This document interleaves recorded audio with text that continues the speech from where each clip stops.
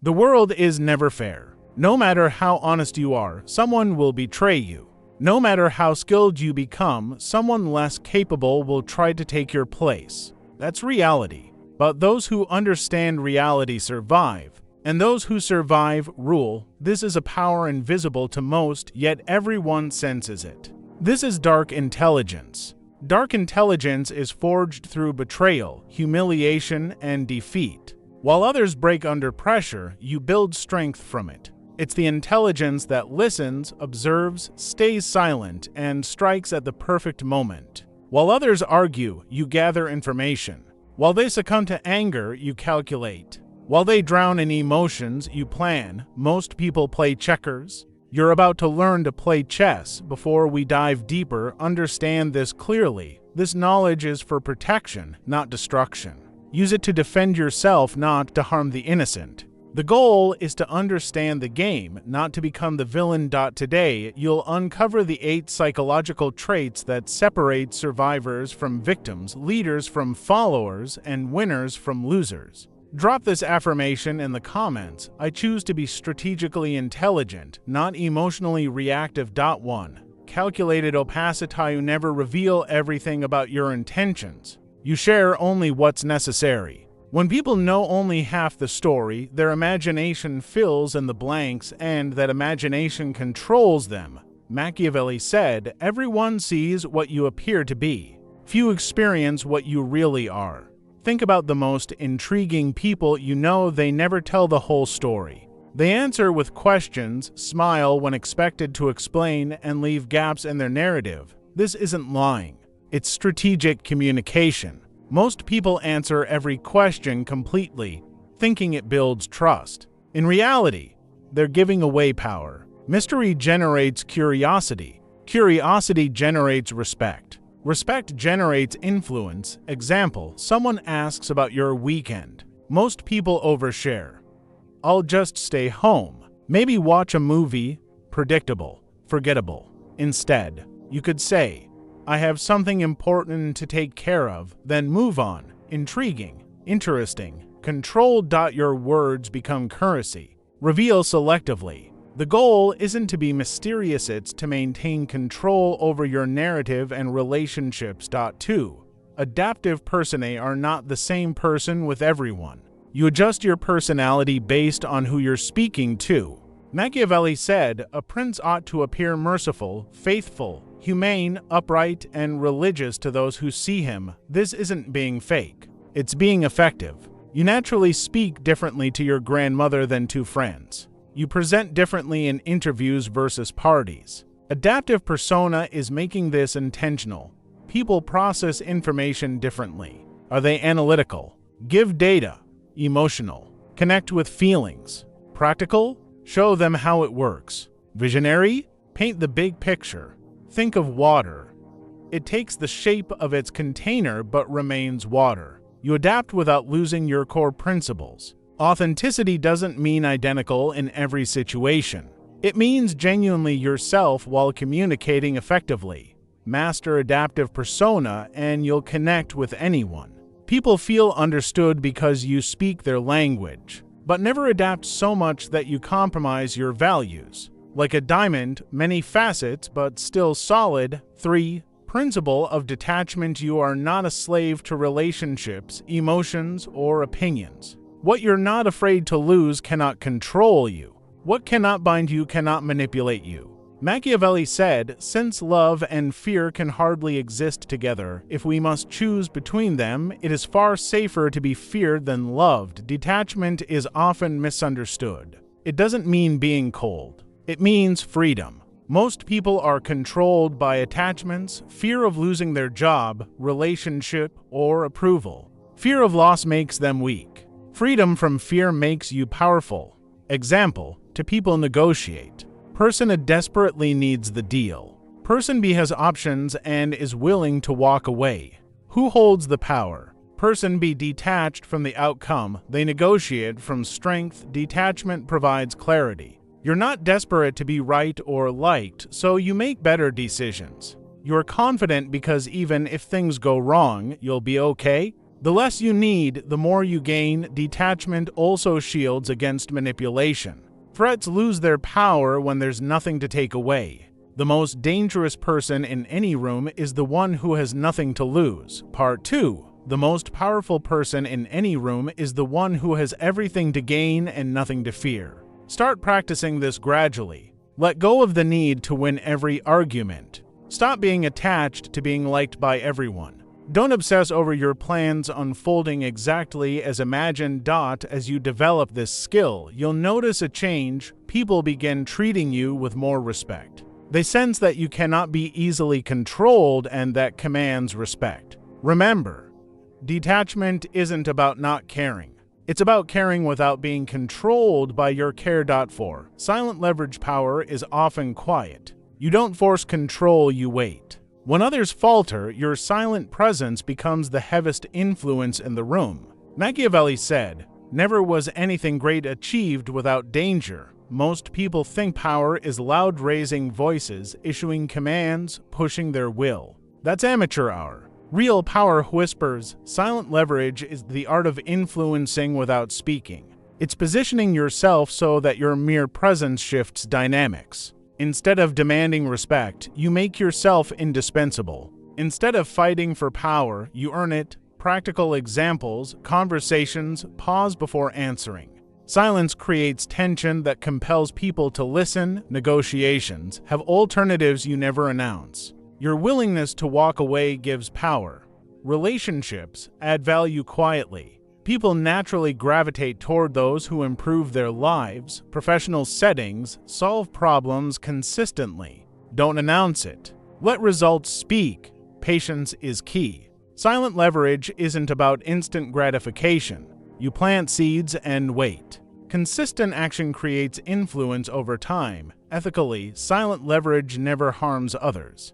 The goal is win-win outcomes, guiding people toward better decisions while benefiting yourself. You're taking action, but quietly, strategically, and effectively. 5. Psychological echoes reflect people's deepest needs and fears back to them. They think you're speaking their language, but you're gaining influence through understanding. Machiavelli said, "Men judge generally more by the eye than by the hand." Everyone sees what you appear to be. Few really know what you are. Psychological echo is mirroring people's needs and emotions. It's not deception, it's insight. People buy solutions to their problems, not your words. When you reflect their needs authentically, you become invaluable. How it works: listen for clues in conversation.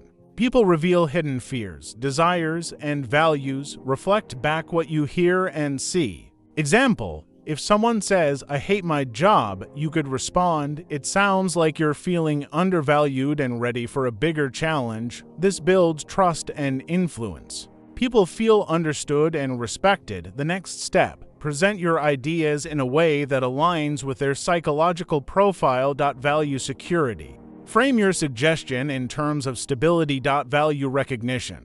Show achievement and acknowledgement. Value freedom. Highlight independence and choice. This works in leadership, sales, relationships, and parenting. When people feel truly understood, they naturally support and follow you. Ethical application ensures you're helping, not manipulating. 6. Ambiguous morality. Power doesn't always operate in black and white. You're neither purely good nor purely bad. You get things done. Results matter more than labels.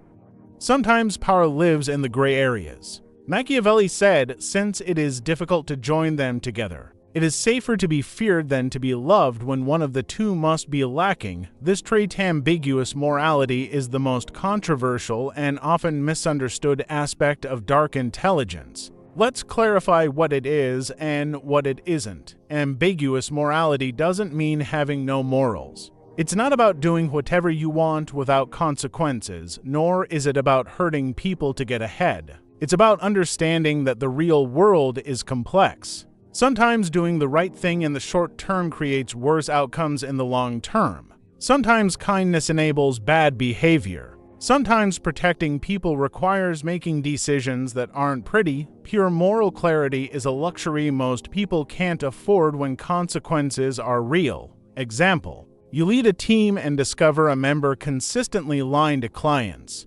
The nice thing is to give them another chance. But what about the team working honestly? What about the clients being deceived? The pragmatic choice removing the dishonest member protects the many over the one. This isn't cruelty. It's pragmatic ethics. Another example. Someone asks your advice about a toxic relationship. The kind response might be to avoid conflict. Ambiguous morality dictates telling the truth even if it temporarily hurts because long-term outcomes matter more than immediate comfort. The principle: focus on results, not appearances. Sometimes the action that seems harsh creates the best outcome. Instead of asking, "What makes me look good?" ask, "What produces the best result for everyone involved?" Ambiguous morality also requires taking responsibility for difficult decisions, even when unpopular. Importantly, it is not selfishness. You aren't prioritizing your benefit at others' expense.